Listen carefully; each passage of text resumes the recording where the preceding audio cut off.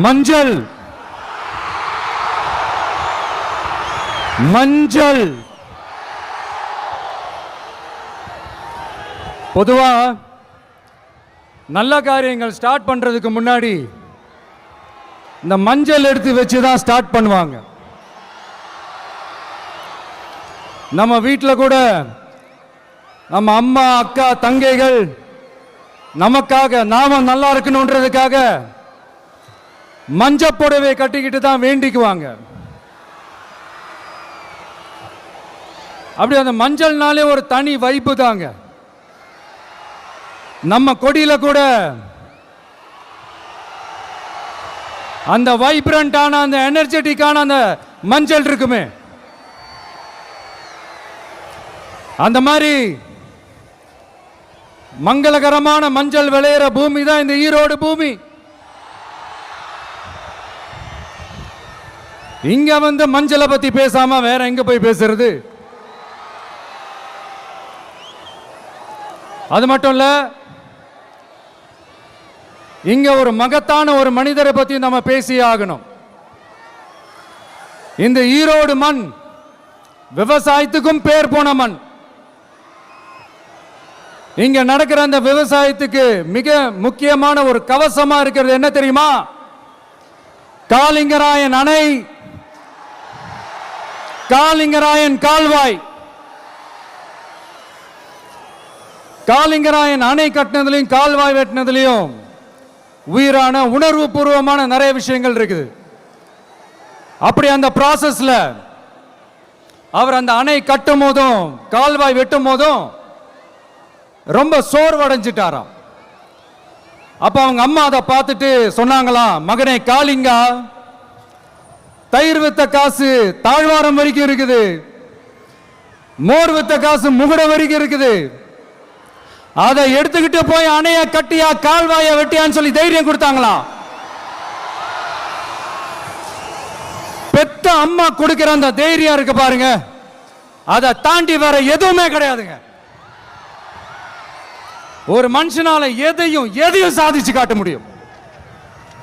அப்படி ஒரு தைரியத்தை தான் இப்ப நீங்க, என்னுடைய அம்மா அக்கா தங்கைகள் நண்பா நண்பிகள் தோழர்கள்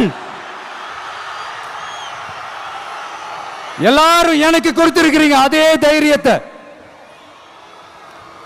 அதே துணையா என் கூட நிக்கிறீங்க. இதை எப்படி நம்ம பிரிச்சு விடலாம்? இதை எப்படி நம்ம கெடுக்கலாம்? என்னெல்லாம் அவதூறுகள் நம்ம விஜய் மேல சொல்லி மக்களை நம்ப வைக்கலாம்? என்னெல்லாம் சூழ்ச்சிகள் நம்ம விஜய் மேல பண்ணி மக்களை நம்ப வைக்கலாம்? இப்படி சூழ்ச்சிகளை மட்டுமே நம்பி பொழப்ப நடத்துற சில சூழ்ச்சிக்கார கூட்டங்கள் இதை தொடர்ந்து செஞ்சுக்கிட்டு தான் இருக்கு. ஆனா அவங்களுக்கு தெரியாது, இது இன்னைக்கு நேத்து வந்த உறவு இல்ல. கிட்டத்தட்ட 30-33 வருஷத்துக்கு மேல இருக்கிற உறவு. ஏன், நான் சினிமாக்கு வந்தப்போ எனக்கு வயசு 10. அப்பல இருந்தே இந்த உறவு ஸ்டார்ட் ஆகி போயிட்டு இருக்கேன்னு அவங்களுக்கு தெரியாம போச்சு. அதனால என்ன பண்ணாலும், நீங்க என்ன ட்ரை பண்ணாலும், எல்லாத்தையும் விட்டுட்டு மக்களுக்காக வந்திருக்கிற இந்த விஜய மக்கள் ஒரு நாளும் கைவிட மாட்டாங்க. மக்கள் கூடவே நிக்கிறாங்க, கூடவே நிப்பாங்கன்னு அவங்களுக்கு தெரியாம போச்சு. என்னப்பா நிப்பீங்கல்ல? உங்களை நம்பிதாப்பா வந்திருக்கிறேன். அதான் இந்த சத்தம் தாங்க வாழ்நாள் பூரா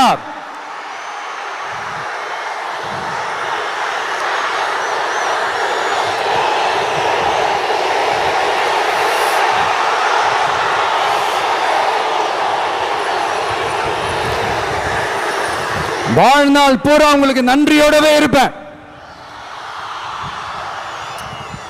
இப்போ நம்ம காளிங்கராயன் அவர்கள் அணையை கட்டுறதுக்காக பவானிக்கு போய் பார்க்கும்போது ஒரு இடத்துல ஒரு பாம்பு வந்து உட்கார்ந்துச்சான், படுத்துச்சான். அது படுத்த இடத்துல தான் அவர் அணையை கட்ட ஸ்டார்ட் பண்ணாராம். அப்புறம் அந்த பாம்பு வளைஞ்சி நெளிஞ்சி போற இடத்துலலாம் கால்வாயை வெட்டினார்னு சொல்லி சில வாய்மொழி கதைகள்லாம் சொன்னாங்க. தண்ணியை சேமிச்சு வச்சு குடிக்கிறதுக்கும் விவசாயத்துக்கும். தம்பி கீழே இறங்கு, தம்பி கீழே இறங்குப்பா, ப்ளீஸ் கீழே இறங்குப்பா.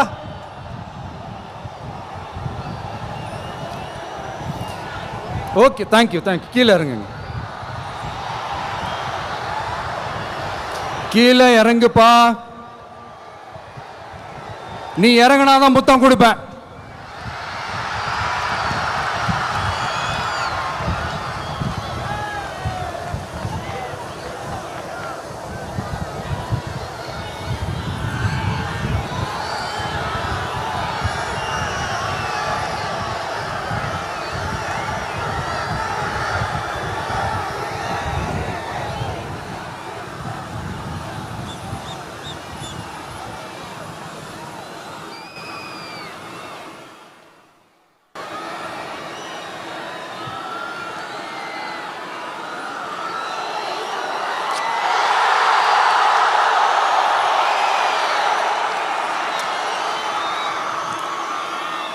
இப்படி தண்ணியை சேமிச்சு வச்சு குடிக்கிறதுக்கும் விவசாயத்துக்கும் வழி வகுக்கிறது எவ்வளவு பெரிய ஒரு நல்ல விஷயம்.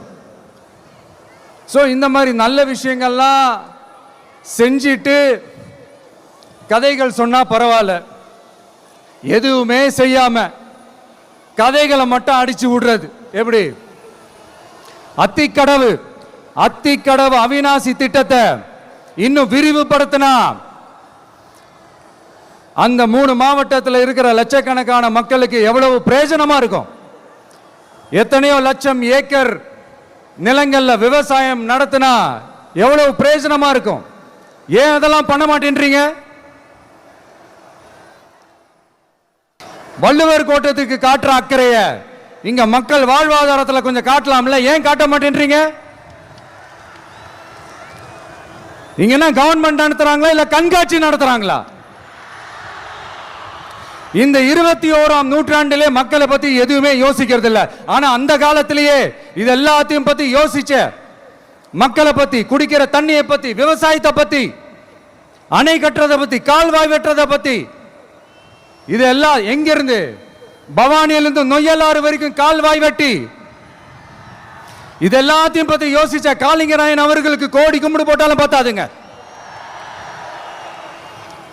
இப்படி அந்த காலத்தில் இருந்த ஒரு ஹீரோவை பத்தி பேசிட்டு இந்த காலத்தில், அதாவது 1920th செஞ்சுரியில் இருந்த ஒரு ஹீரோவையும் பத்தி நம்ம பேசி ஆகணும்ல.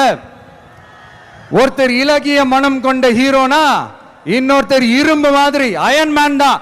எஸ், நம்ம ஈரோடு கடப்பாறை தான்.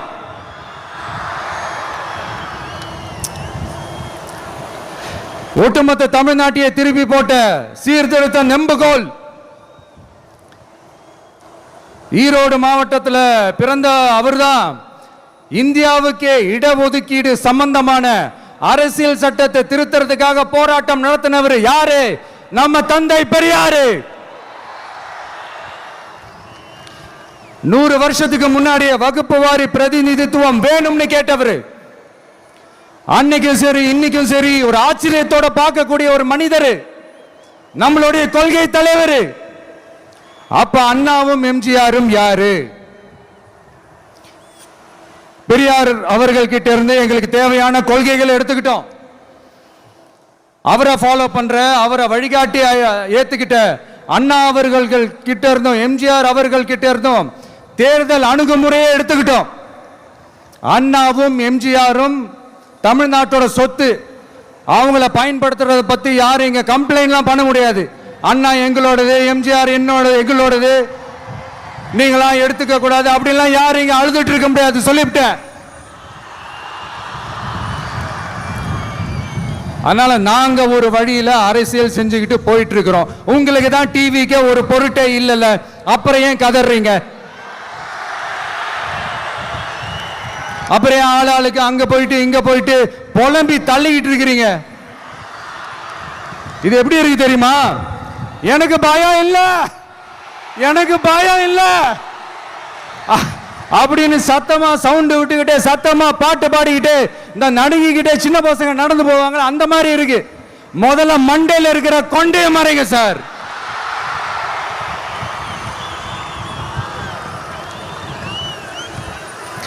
சும்மா மாறு வேஷத்துல மறு வச்சுக்கிட்டு மீடியா ஆளு ரேடியோ ஆளுன்னு இவங்க ஆளுங்களை மாத்தி மாத்தி அனுப்பிக்கிட்டு இதெல்லாம் என்ன மக்களுக்கு தெரியாதுன்னு நினைச்சிட்டு இருக்கீங்களா? மக்கள் எல்லாத்தையும் உன்னிப்பா கவனிச்சிட்டு இருக்காங்க. அதனாலதான் சொல்றேன், உங்களுக்கு நீங்க கொள்ளையடிச்சு வச்சிருக்கிற காசு தான் துணை. ஆனா எனக்கு என் மேல எல்லையில்லா பாசம் வச்சிருக்கிற இந்த மாசு தான் துணை.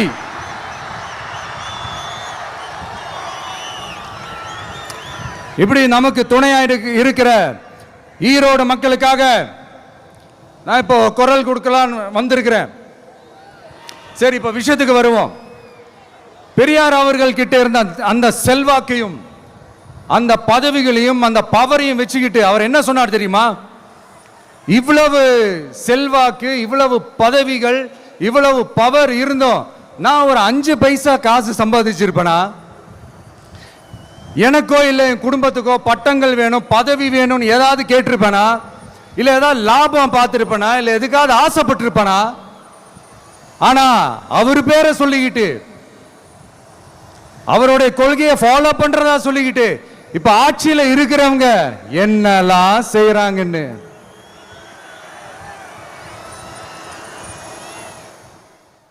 அதனாலதான் சொல்றோம், பெரியார் பேரை சொல்லிக்கிட்டு தயவு செஞ்சு கொள்ளையடிக்காதீங்கயா, தயவு செஞ்சு கொள்ளையடிக்காதீங்க. அவரு பேரை சொல்லிக்கிட்டு பெரியார் பேரை சொல்லி கொள்ளையடிக்கிற இவங்க தான் நம்மளுடைய அரசியல் எதிரி.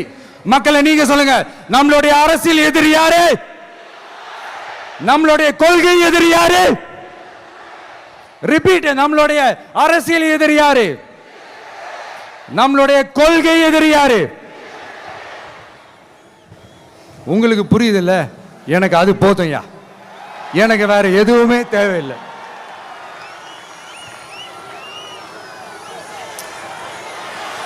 அதனாலதான்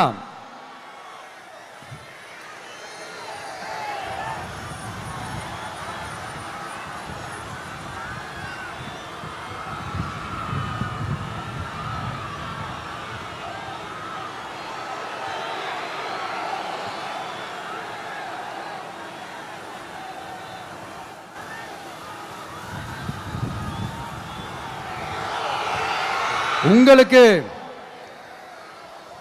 நம்மளை பத்தி நம்ம அரசியலோட நீங்க எல்லாரும் என்னோட அரசியலோட கனெக்டடா இருக்கீங்கன்றது ரொம்ப தெளிவா தெரியுது. அதனால எனக்கு அது போதும். அதனாலதான் எதிரிகள் யாருன்னு சொல்லிட்டு களத்துக்கு வந்திருக்கிறோம். அதனால அவங்கள மட்டும் தான் எதிர்ப்போம். அதுவும் அந்த எதிரிகள் யாரு இப்போ இங்க 2026 சட்டமன்ற தேர்தலில் களத்தில் இருக்கிறாங்களோ அவங்கள மட்டும் தான் எதிர்ப்போம். சும்மா களத்திலே இல்லாதவங்களையும், களத்துக்கும் அவங்களுக்கும் சம்பந்தமே இல்லாதவங்களையும் எதிர்க்கிற ஐடியாலாம் இல்ல பாஸ். நீங்க கேட்கிறீங்கன்றதுக்காகலாம் எதிர்த்துட்டு இருக்க முடியாது பாஸ். எங்களுக்கு நிறைய வேலை இருக்குது.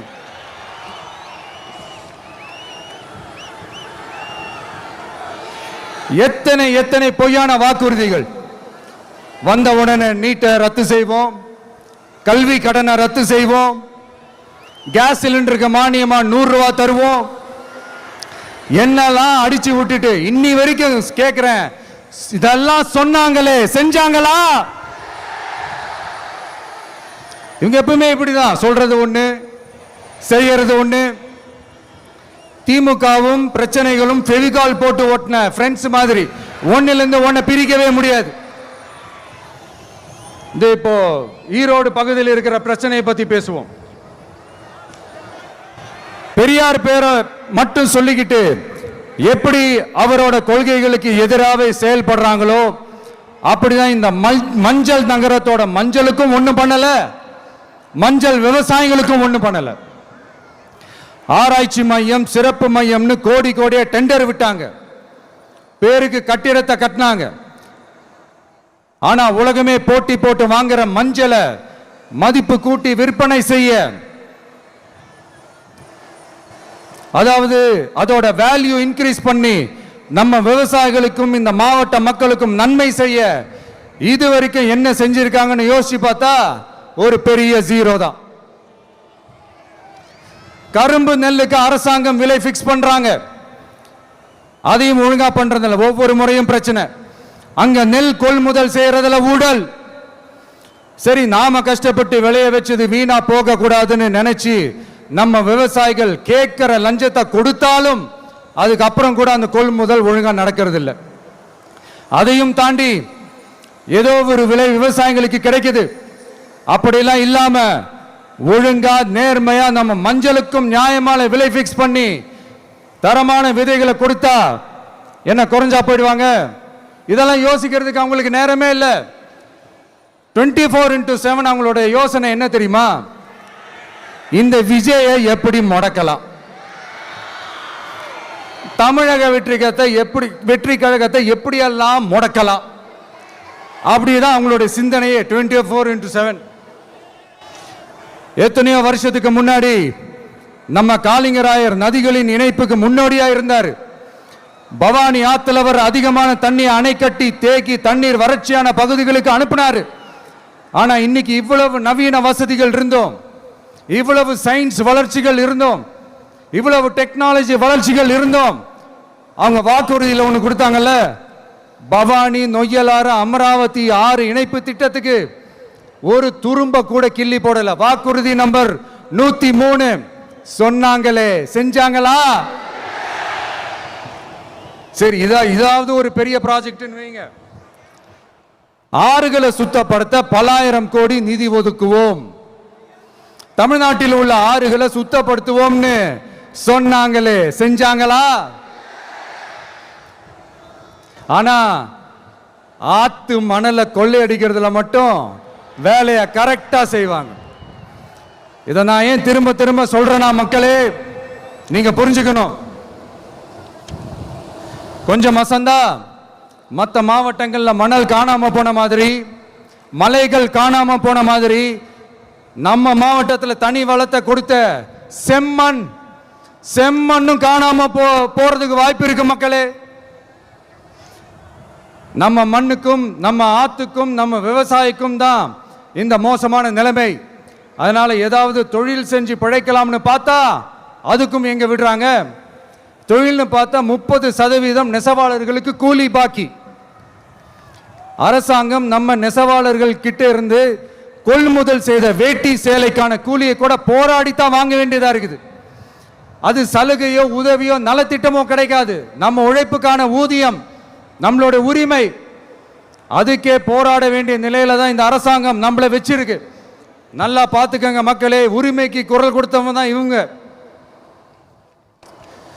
சிறு குறு தொழில்கள் பீக் ஹவர்ஸ் சார்ஜ்னு கரண்ட்டுக்கு அநியாய விலை வச்சு அதையும் செய்ய விடாம நம்மளை முடக்கிறாங்க. அந்த பீக் ஹவர்ஸ் சார்ஜ் கொள்ளையால எத்தனை வருஷமா எவ்வளவு பேர் பாதிக்கப்படுறோம், எவ்வளவு தொழில்கள் பாதிக்கப்படுது. நாமளும் கத்துறோம், போராடுறோம், கோரிக்கை வைக்கிறோம். எதையாவது இவங்க கண்டுக்கிறாங்களா? கொஞ்சம் யோசிங்க. ஏன் கண்டுக்க மாட்டேன்றாங்கன்னு கொஞ்சம் யோசிங்க. அப்போதாங்க பிரைவேட்ல அதிக விலைக்கு கரண்ட் வாங்க முடியும், அதுக்கு டெண்டர் விட முடியும். அப்படி டெண்டர் விட்ட மேட்டர்ல எல்லாம் என்ன நடக்கும்னு உங்களுக்கும் தெரியும், எனக்கும் தெரியும், நம்ம எல்லாருக்குமே தெரியும். இந்த மாதிரி ஈரோடுல மட்டும் இல்ல, எந்த மாவட்டத்துக்கு போனாலும் பிரச்சனைகள் மேல பிரச்சனைகள் தான். அதையெல்லாம் தீக்கிறதுக்கு ஒரு சொல்யூஷன் கூட சொல்லாம இதுல வேற பெருமையா மாடல் அரசுங்கிறது இல்ல. நான் கேட்கிறேன், கூச்சமா இல்ல?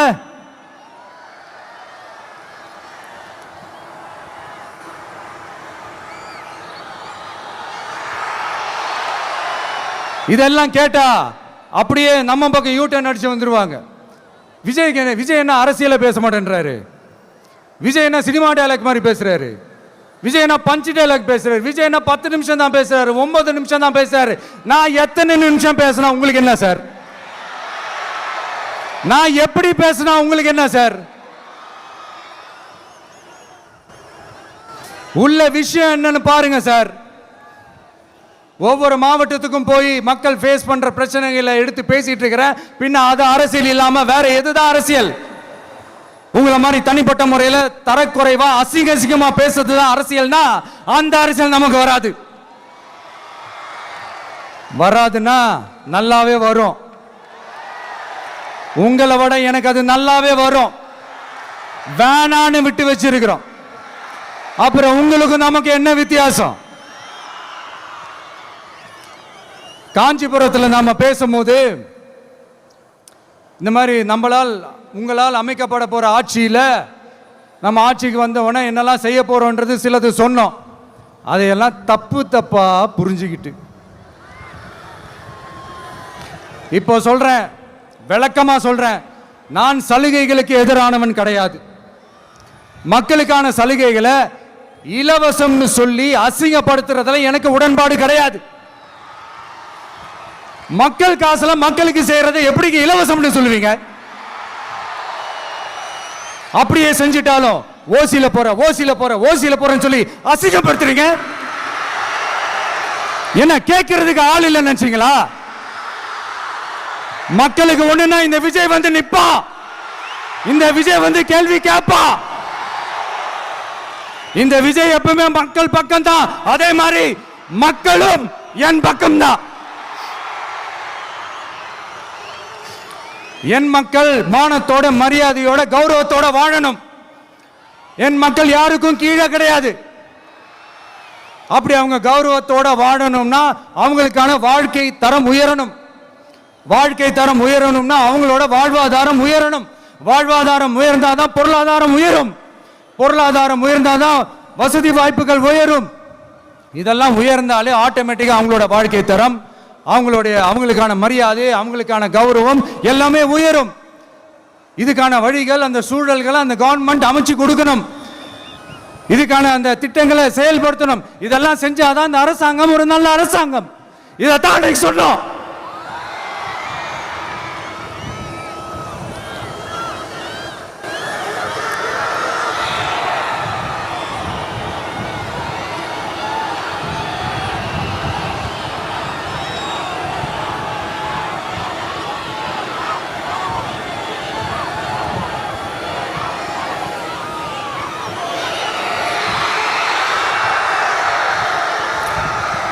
இதைத்தான் இன்னைக்கு சொன்னோம். உடனே சொன்னா மட்டும் போதுமா? எப்படி செயல்படுத்துவீங்க? நாங்க என்ன வாயிலே வடை சுடுறதுக்கு டிஎம்கேவா? டிவிகேடா?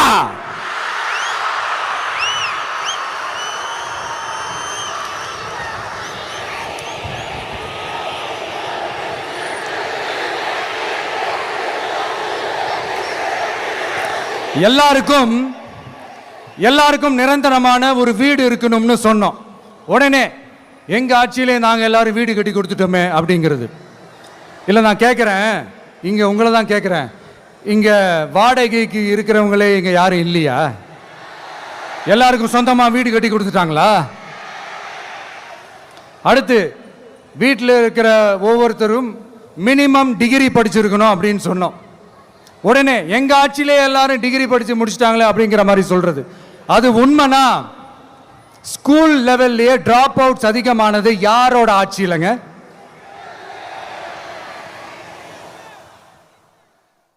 பசங்க பிள்ளைங்க யாரும் ஸ்கூல்ல சேரலன்னு சொல்லிட்டு எனக்கு தெரிஞ்சு 207 கவர்மெண்ட் ஸ்கூல்ஸ் மூடினது யாரோட ஆட்சியிலங்க? இதுல கல்வியில் சிறந்த தமிழ்நாடுன்னு டிராமா வேற. அடுத்து குடும்பத்தில் ஒருத்தருக்கு நிரந்தரமான வருமானம் வரணும், வேலை வாய்ப்பு கிடைக்கணும் அப்படின்னா நாங்க கொடுக்காத வருமானமா, நாங்க கொடுக்காத வேலையா அப்படிங்கிறது. எத்தனையோ லட்சம் காலி பணியிடங்கள் நிரப்புவோம்னு வாக்குறுதி கொடுத்துட்டு ஆட்சிக்கு வந்தீங்களே, எத்தனை லட்சம் காலி பணியிடங்களை நிரப்புனீங்க? அட்லீஸ்ட் 1 லட்சம் காலி பணியிடங்களாவது நிரப்புனீங்களா? இதெல்லாம் சொல்லிட்டு மக்களை ஏமாத்துறது யாரோட ஆட்சியிலங்க? அடுத்து ரொம்ப முக்கியமா பெண்களுக்கு பாதுகாப்பு இல்லை, சட்டம் ஒழுங்கு சரியா இல்லைன்னு சொன்னா தமிழ்நாட்டில் பெண்கள் பாதுகாப்பு தான் அதிகமா இருக்குதான். நீங்க சொல்லுங்க மக்களே, பெண்கள் பாதுகாப்பு இருக்கு, சட்டம் ஒழுங்கு சரியா இருக்கு? அவங்க சொல்றது உண்மையா? அவங்க சொல்றதை நீங்க ஏத்துக்கிறீங்களா?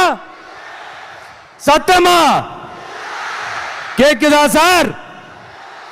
இதுதான் ரியாலிட்டி, இதுதான் நிஜம்.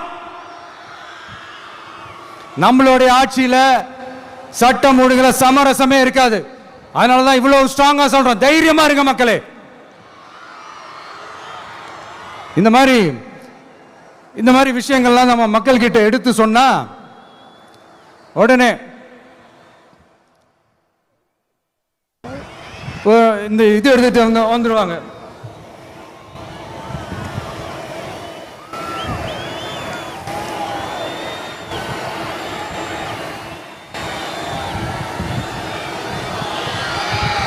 இந்த மாதிரி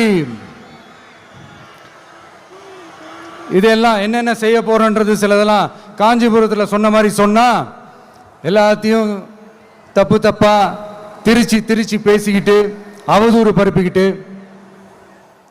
நான் கூட யோசிப்பேன், எம்ஜிஆர் அவர்களும் மேடம் ஜெயலலிதா மேடம் அவங்களும் ஒரே வார்த்தையில சொல்லி இந்த திமுகவை காலி பண்ணாங்கல்ல.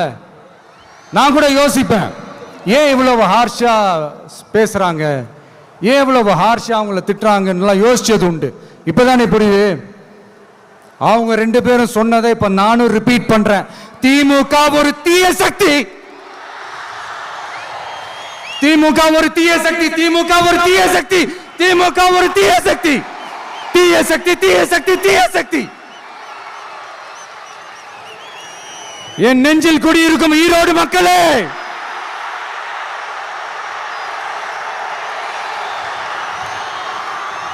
டிவிகே ஒரு தூய சக்தி. எப்படி? டிவிகே ஒரு தூய சக்தி. தூய சக்தி டிவிகேவுக்கும் தீய சக்தி டிஎம்கேவுக்கும் தான் போட்டியே.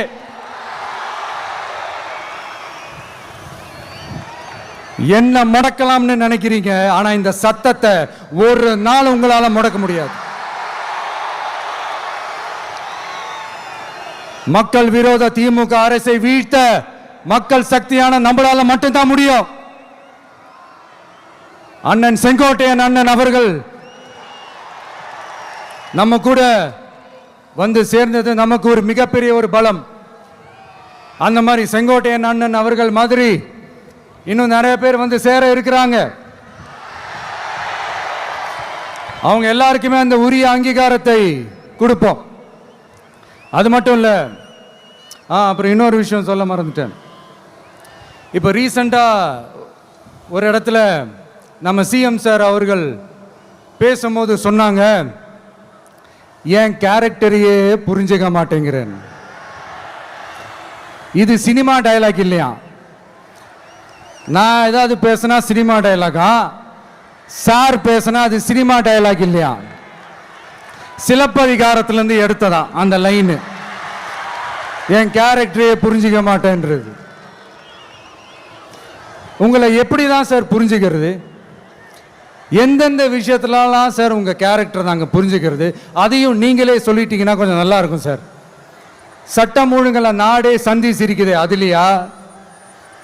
பெண்கள் பாதுகாப்புல நாடே சந்தி சிரிக்குது, அதுலையா?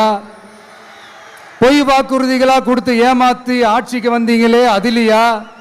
எதுல தான் சார் உங்க கேரக்டர் நாங்க புரிஞ்சுக்கிறது? ஆனா ஒண்ணு, தமிழ்நாட்டில் ஆட்சி செய்யற நீங்களும் சரி, ஒன்றியத்தில் ஆட்சி செய்யறவங்களும் சரி, நீங்க ரெண்டு பேரும் முதல்ல என்னோட கேரக்டரை புரிஞ்சுக்கணும் சார். என்னோட கேரக்டர்னு சொன்னது நம்ம மக்களோட கேரக்டரை. 2026 சட்டமன்ற தேர்தலோட அந்த கேரக்டரே கொஞ்சம் வேற மாதிரி சார். அதை கொஞ்சம் தயவு செஞ்சு நீங்க புரிஞ்சுக்கணும் சார். புரிஞ்சுக்கலன்னா மக்களே உங்களுக்கு புரிய வைப்பாங்க சார். கான்பிடென்டா இருங்க சார், நல்லதே நடக்கும் சார். வெற்றி நிச்சயம் சார். மீண்டும் சந்திக்கும் வரை நன்றி, வணக்கங்க சார். நண்பா, நண்பிகள், இங்க எல்லாம் பார்த்தோம், எல்லாம் நல்லபடியா நடந்தது. சேஃபா வந்துட்டு சேஃபா வீட்டுக்கு போயிடுங்க. எனக்கு எல்லாத்தையும் விட நீங்க தான் எனக்கு முக்கியம். தயவு செஞ்சு சேஃப்டியா போயிட்டு வாங்க. ஒரு ஈரோடு செல்ஃபி ஒன்று எடுப்போமா?